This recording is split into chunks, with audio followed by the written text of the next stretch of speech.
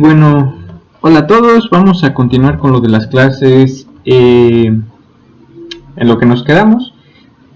Quisiera ahorita retomar una cuestión quizás técnica que tiene que ver con los números complejos, porque ahorita vamos a hablar de eso y entonces voy a checar algunas cosas. Para esto, creo que también me gustaría, si te está costando trabajo comprender un poquito esta parte, quiero referirte a dos libros. Uno es el Hirsch's Mail y el otro es el Arnold de ecuaciones diferenciales. ¿Por qué te cito estos dos libros? Porque ahorita voy a usar una notación que se vincula con ambos y tienen una pequeña sutileza en un signo. Uno lo va a mencionar con un signo y otro con otro signo. Van a diferir en un signo.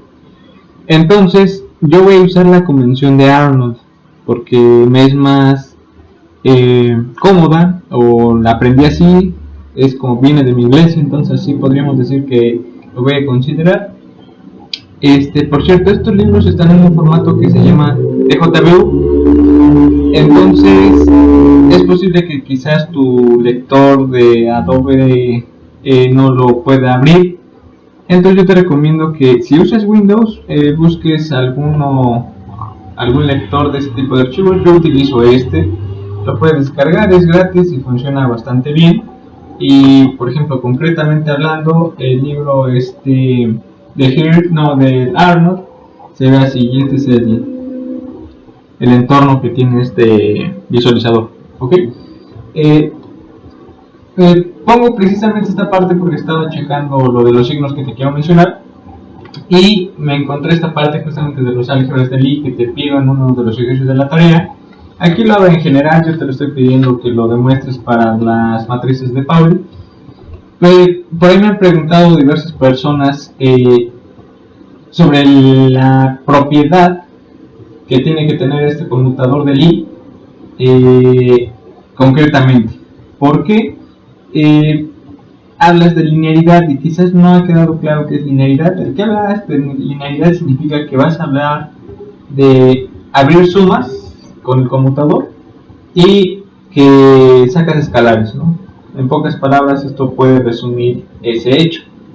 No hay problema si tú mencionas que al ser transformación lineales dadas por matrices, pues satisface, y por ende la linearidad se satisface, no tendría problema. Y si lo quieren hacer o demostrar en particular para las matrices, yo creo que es lo más correcto y estaría bien. La antisimetría de que tenga su conmutador está dado por esto, y la identidad de Pauli que les explicaba en la clase.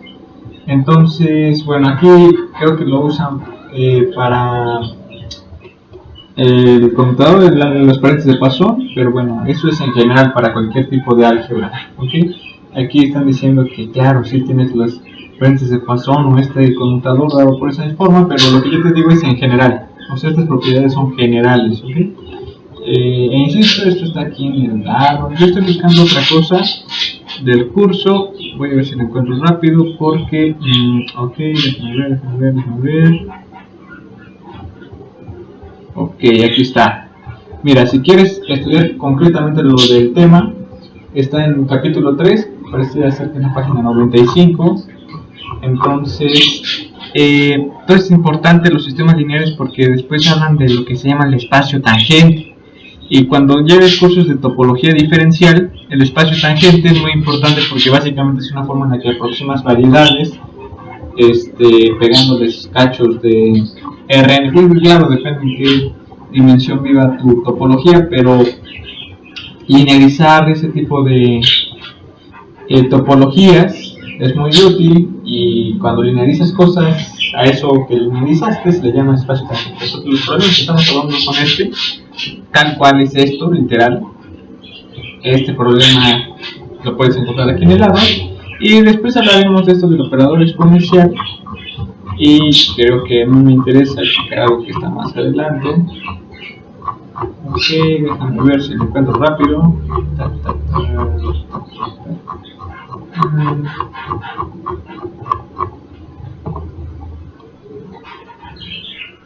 A ver en qué parte estará.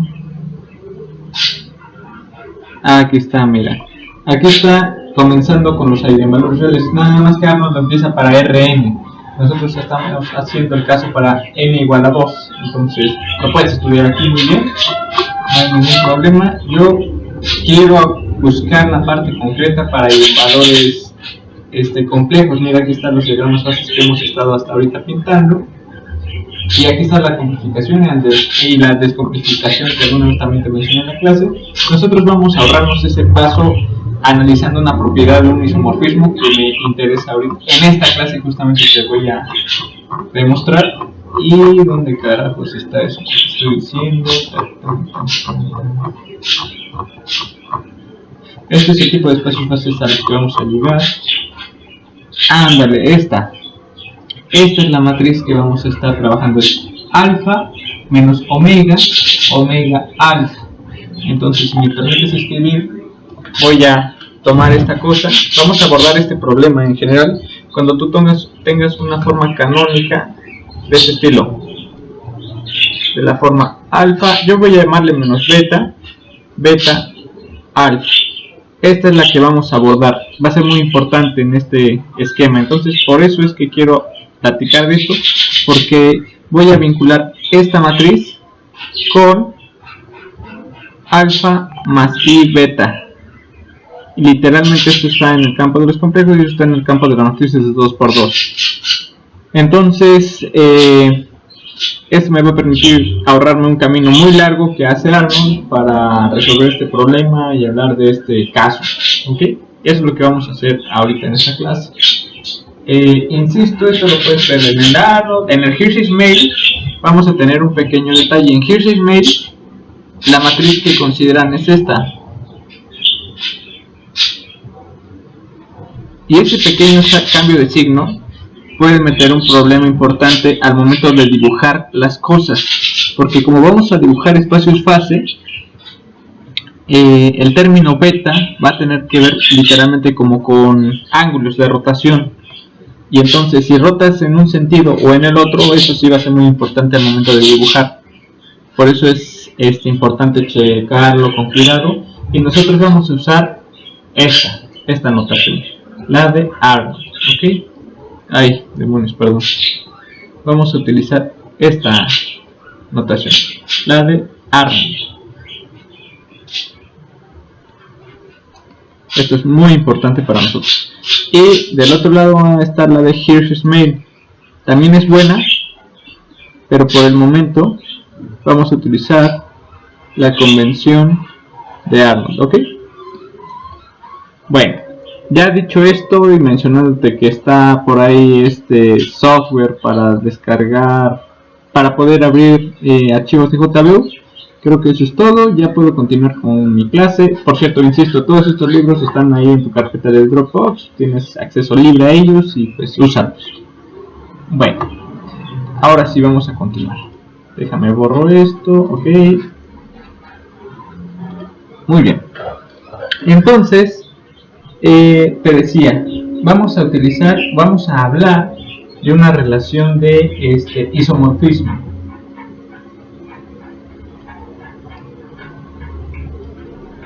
Un isomorfismo es una propiedad algebraica que van a cumplir dos, una propiedad en general operacional que van a satisfacer dos álgebras que pueden ser totalmente distintas. En este caso voy a hablar del isomorfismo que satisface las matrices de 2×2 con los complejos. Vamos a llamar de Z que viven los complejos. Y esto se va a dar solamente así. Vamos a tener una matriz M que sea alfa menos beta, beta alfa. Y su isomorfismo va a estar dado con Z de la forma alfa más i beta. ¿Ok? No sé si sea bueno o no. Yo creo que ya sabías desde quizás la prepa o aquí en la universidad o en algún curso de álgebra superior que cuando tú graficas un número complejo tienes que apoyarte en algo que esté como en R2. De modo que, ahí está Z. De modo que Z alfa más i beta va a tener como una componente alfa sobre el eje que vendría siendo el eje X que vamos a llamar el eje de los reales, y una componente beta que va a estar en el eje Y, que corresponde a la parte de los complejos o de los imaginarios, ¿ok? En general esto es un número complejo, entonces esta es su parte imaginaria, esta es su parte real, ¿ok? Tú le podrías asignar también, como en coordenadas polares, un radio y un ángulo. Entonces tú puedes después vincular este z con una norma de esta magnitud que va del origen a este punto por e a la i teta, y los puedes vincular, y la forma en la que vinculas esto no es muy difícil, simplemente es considerando que alfa es la componente x, literalmente, que vendría siendo r coseno de teta, así como lo hacías en geometría analítica 1 cuando hablabas de coordenadas polares, ¿no? Y beta sería r seno de teta. Entonces con esto ya dices, puedo mapear el número complejo con sus componentes alfa y beta en forma polar así. Y resulta que cuando tú haces entonces z, pues resulta que z va a ser r coseno de teta más i veces seno de teta. Si tú expandes en series de Taylor, aquí me falta un r, si tú expandes esto en series de Taylor, resulta que esto coincide con r e a la i teta. Y esa es simplemente una propiedad de la descomposición de Taylor del seno y coseno. Entonces z sí lo puedes expresar así. Muy bien. Entonces espero que hasta aquí no haya ninguna duda al respecto. ¿Qué es teta? Pues es un ángulo que va sobre el eje absciso a el punto radial sobre el cual define z, ¿ok? Es esto, es ese ángulo. Entonces tú podrías decir en pocas palabras que teta viene siendo como un ángulo de rotación y r es un múltiplo que va a ser elongación o contracción dependiendo de quién sea r. Si es mayor que 1, pues estiras ese vector, si quieres llamarlo así, y si r es más chico a 1, pues lo estás contrayendo, ¿ok?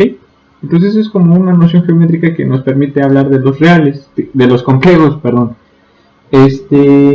Y bueno, esto justamente se va a vincular con esta idea, porque podrías decir que alfa, como es r coseno y beta es r seno, pues esto que no se parece justamente a la matriz de rotación, que vendría siendo r coseno de teta menos seno de teta coseno de teta,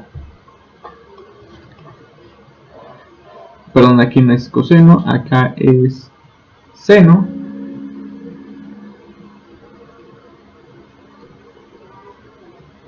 y coseno de teta por default, porque es alfa menos beta, beta alfa. Pero esto seguro ya lo sabías o reconoces esta cosa que dices, es la matriz de rotación multiplicada por alguna norma r o magnitud r. Entonces como que esto de alguna manera matemáticamente se vincula entre sí. Esa es como la disculpa del por qué estas cosas sí se manejan de una manera semejante, por lo menos en su sentido geométrico. La cuestión está en, ¿y las matemáticas con las que operas se satisfacen? Si se satisfacen, entonces puedes hablar de un isomorfismo, es decir, si tú operas aquí suma, quizás la suma se opere acá de la misma manera en su respectiva álgebra. Recuerda que z está en los complejos y m en las matrices de 2×2, con esa forma. Eso sí es importante, con esa forma. Si no están estructuradas así las matrices, esto no se va a dar o no se va a cumplir con un isomorfismo. Eso es importante.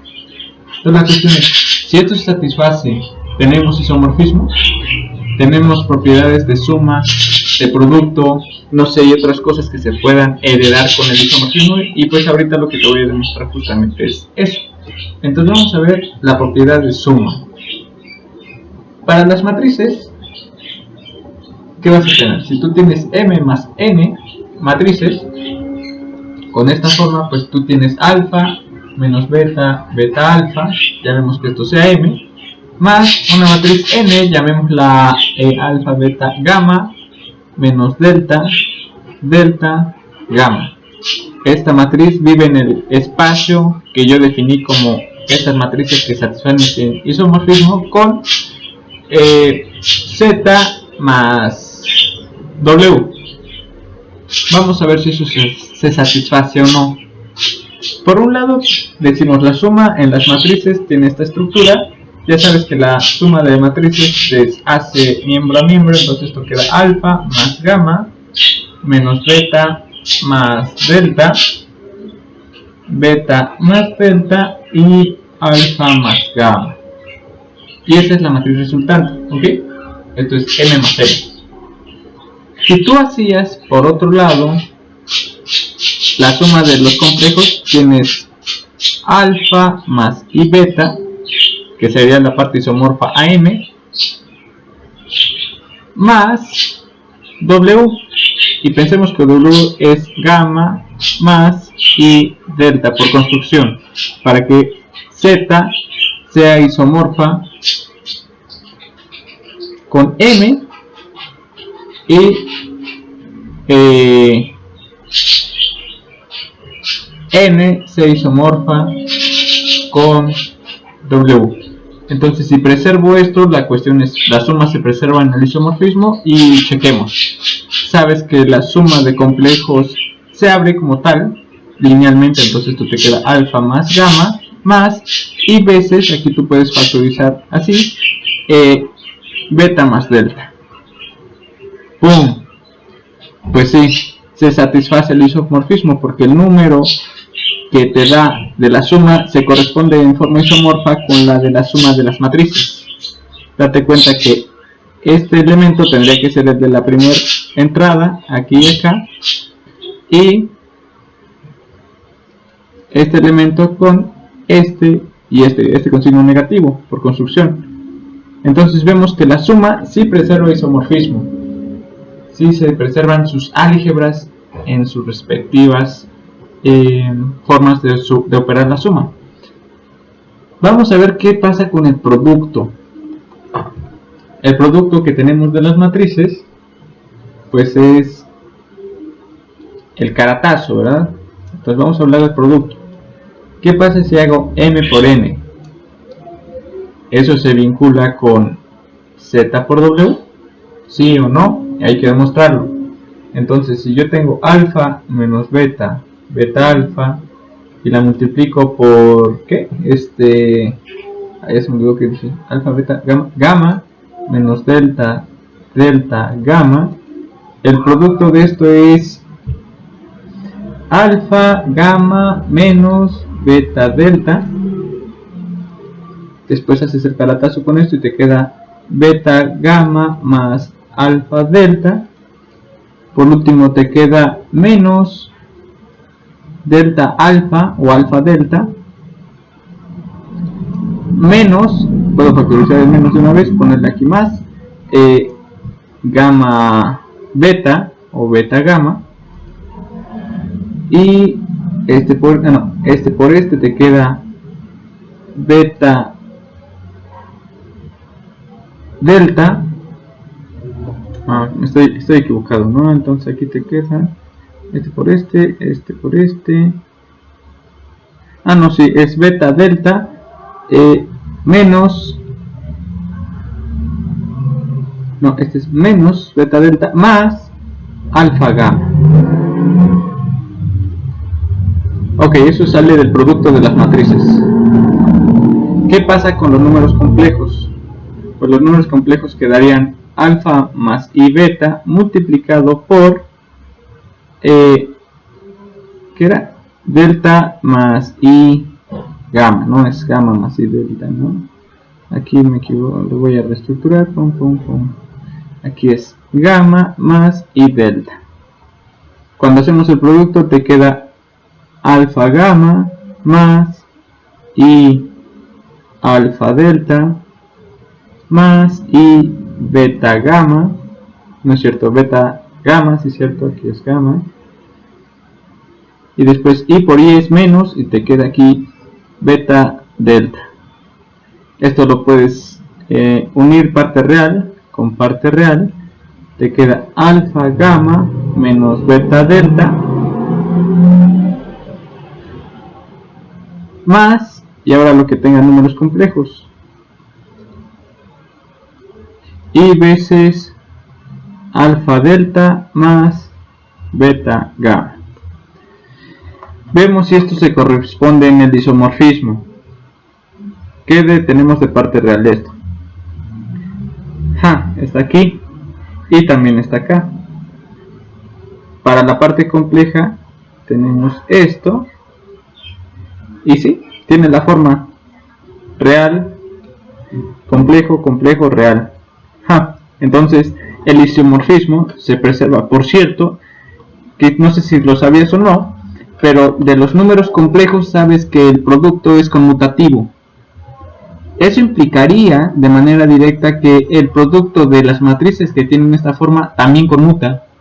Y no es difícil probar, además yo te sugiero que lo hagas por ti mismo, que verifiques eso, que veas que esto es igual a esto. Entonces hay una relación de conmutación.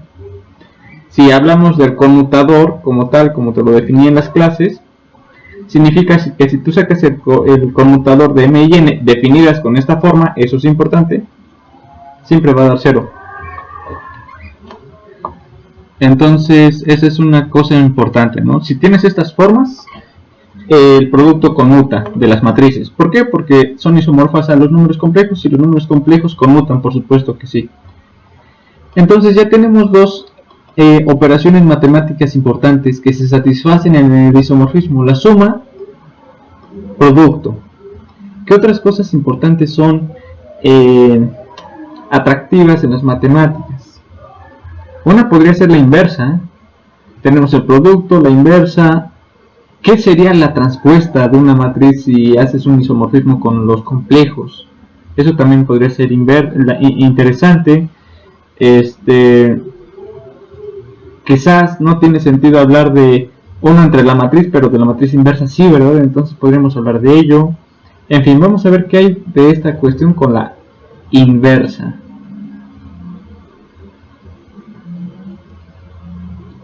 Para la matriz M, pues vas a tener esto.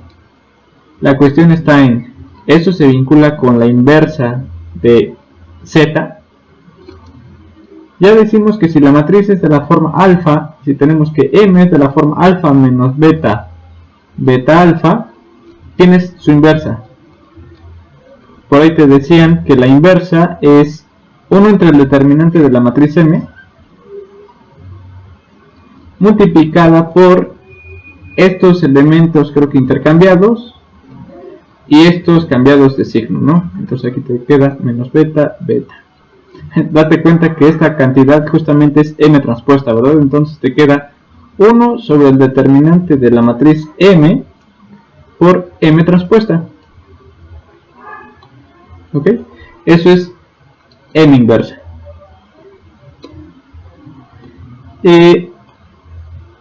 Numéricamente sabemos también, bueno, lo podemos calcular, que el determinante de la matriz M es este por este menos este por este, entonces te queda alfa cuadrado más beta cuadrado.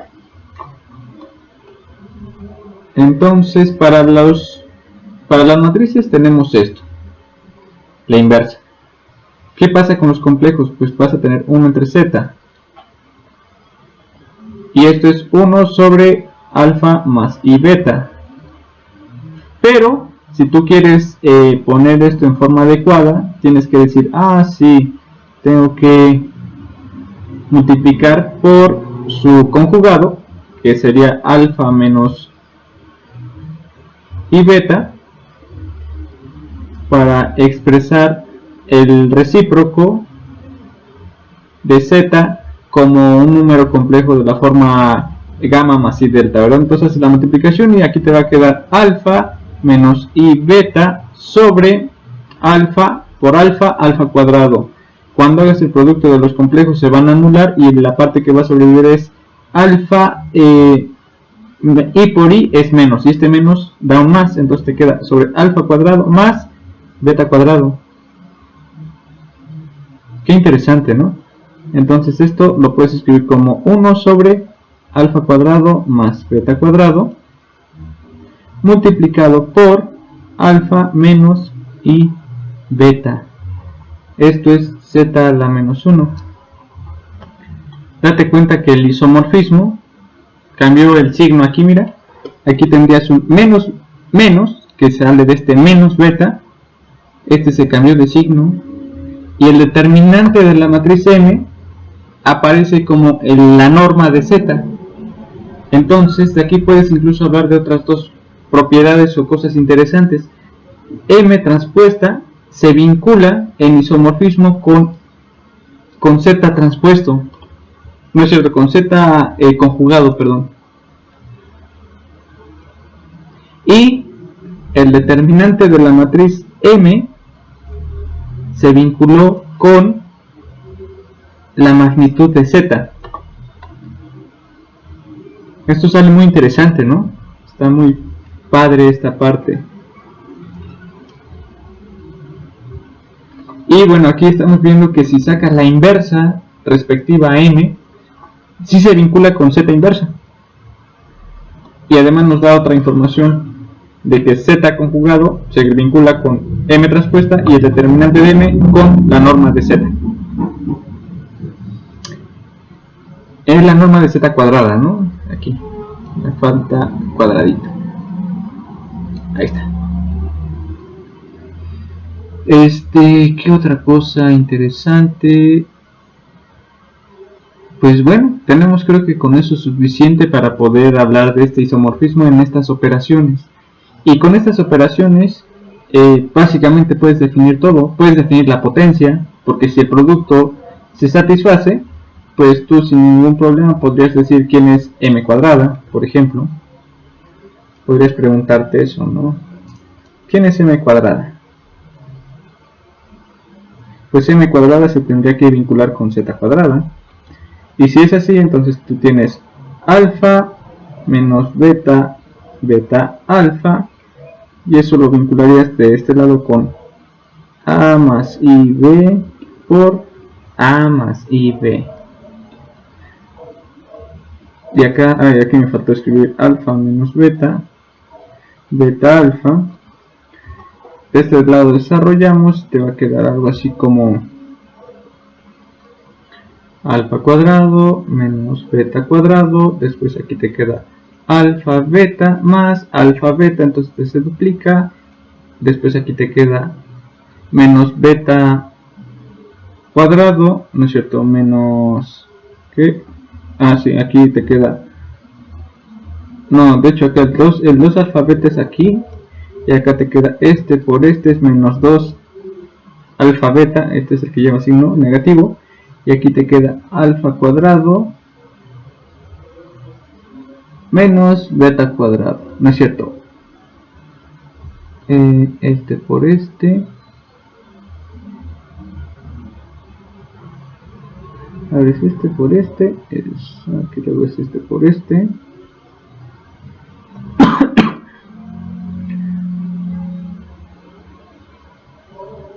Sí, está bien, perdón, me estaba confundiendo el signo.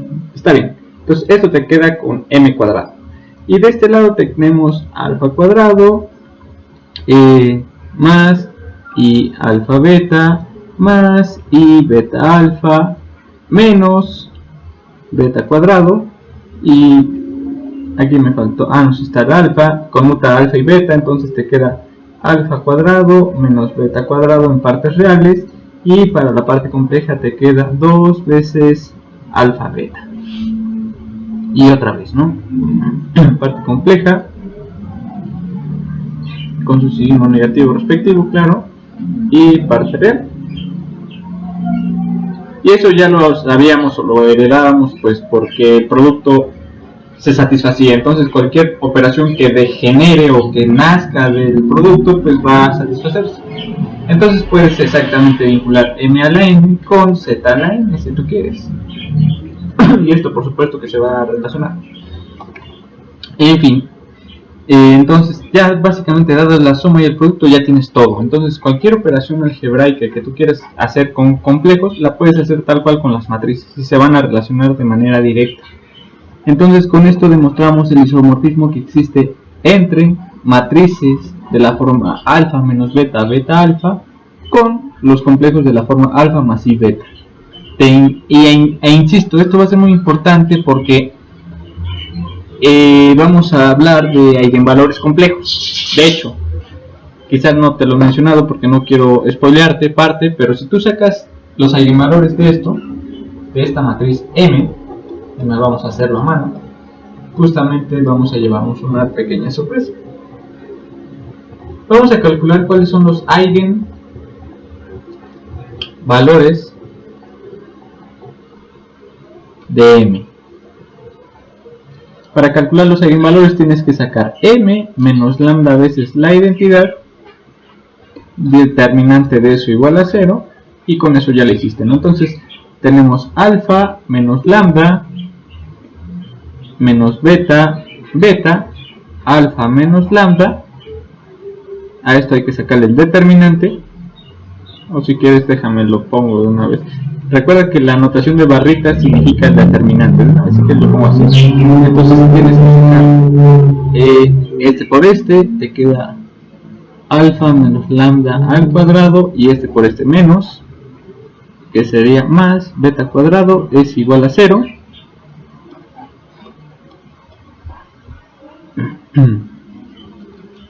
Y aquí te queda alfa cuadrado menos 2 alfa lambda más lambda cuadrado más beta cuadrado igual a 0. Entonces aquí pues dirá esto es lambda cuadrado menos 2 veces alfa más alfa lambda más alfa más beta cuadrado igual a 0. ¿Te acuerdas de la chicharronera? Y entonces esto si quieres le llamamos A. Aquí hay un 1. Esto sería B. Y esto sería C, ¿no? Entonces la chicharronera te diría que los eigenvalores de lambda son menos B más menos la raíz cuadrada de B cuadrada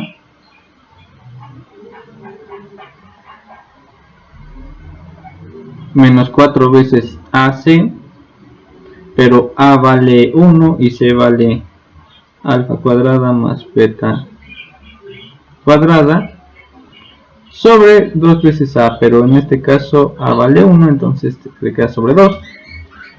Hacemos esta talachita y te queda alfa más menos, el 2 entre 2 se va, después te queda raíz cuadrada de esto, te queda un 4 alfa cuadrado menos un 4 alfa, este término y este se te va, y te queda la raíz cuadrada de menos 4 veces beta cuadrada.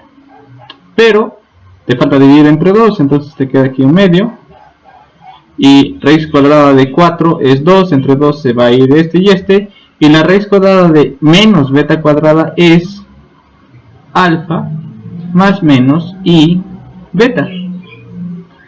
Caray, los eigenvalores de la matriz alfa menos beta beta alfa justamente son alfa más y beta. Qué curioso. Por eso es que va a ser muy importante y se va a vincular con el hecho de que si tú tienes eigenvalores de esta forma, pues la forma canónica que va a asegurar tener eigenvalores así es alfa menos beta beta alfa. E insisto, esto es siguiendo la notación de Arnold. Si tú usas la notación de Hirschfeld, la única diferencia es que este que está aquí es el positivo y este es el negativo. Y eso es básicamente la diferencia que vamos a tener. Entonces, insisto, esto es con la notación de Arnold. ¿Ok?